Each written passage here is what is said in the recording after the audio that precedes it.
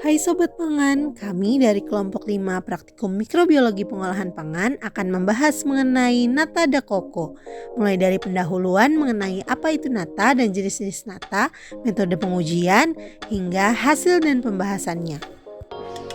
Limbah air kelapa ternyata lebih besar jumlahnya dibandingkan dengan air kelapa yang dimanfaatkan loh. Pembuatan nata da koko menjadi salah satu jawaban untuk permasalahan ini. Acetobacter pseudomonas dapat merombak gula menjadi asam asetat dan nata sebagai metabolit sekundernya. Nata adalah lapisan polisakarida ekstraseluler yang dibentuk oleh mikroba pembentuk kapsul. Jenis-jenis nata didasarkan pada substratnya, seperti nata da koko yang berasal dari air kelapa, nata da pina yang berasal dari sari nanas, dan nata da watermelon yang berasal dari semangka. Berikut adalah alat dan bahan yang digunakan untuk pembuatan nata da koko. Pertama-tama, saring air kelapa menggunakan kain saring. Lalu timbang gula dan juga ZA untuk perlakuan pertama. Sedangkan untuk perlakuan kedua digunakan ekstrak tauge yang dibuat dengan cara menghaluskan tauge dengan blender lalu disaring. Selanjutnya untuk perlakuan pertama, rebus air kelapa dengan ZA dan gula pasir sambil diaduk hingga mendidih. Hal yang sama dilakukan untuk perlakuan kedua yang menggunakan ekstrak tauge. Setelah mendidih, tuangkan larutan ke dalam nampan yang sudah steril. Sebelum ditambahkan starter, larutan dikondisikan hingga pH mencapai 4,5 dengan menggunakan asam asetat. Selanjutnya, starter nata yaitu Acetobacter pseudomonas dimasukkan melalui pinggir nampan plastik dan dihomogenkan dengan cara digoyang-goyangkan perlahan.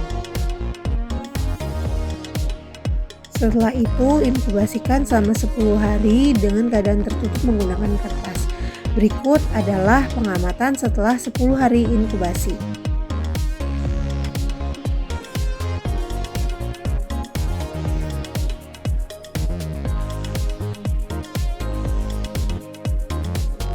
Selanjutnya, nata dicuci menggunakan air mengalir hingga bau asam menghilang atau tidak terlalu menyengat lagi. Setelah itu, dilakukan uji organoleptik nata dan juga diukur ketebalannya.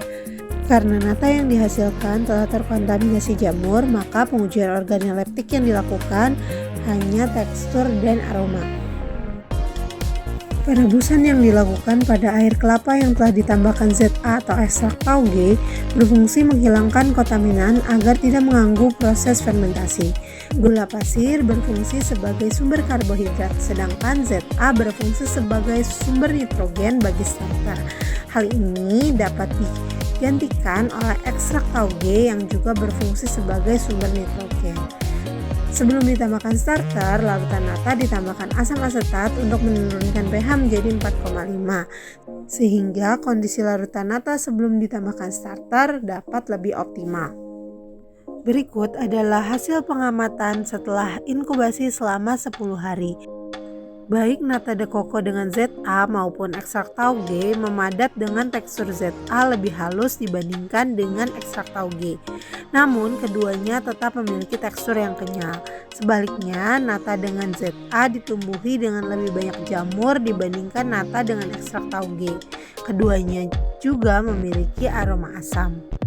Nata telah ditumbuhi jamur dimungkinkan oleh beberapa hal, diantaranya kurangnya asepti selama pembuatan dan selama inkubasi, serta waktu inkubasi yang terlalu lama.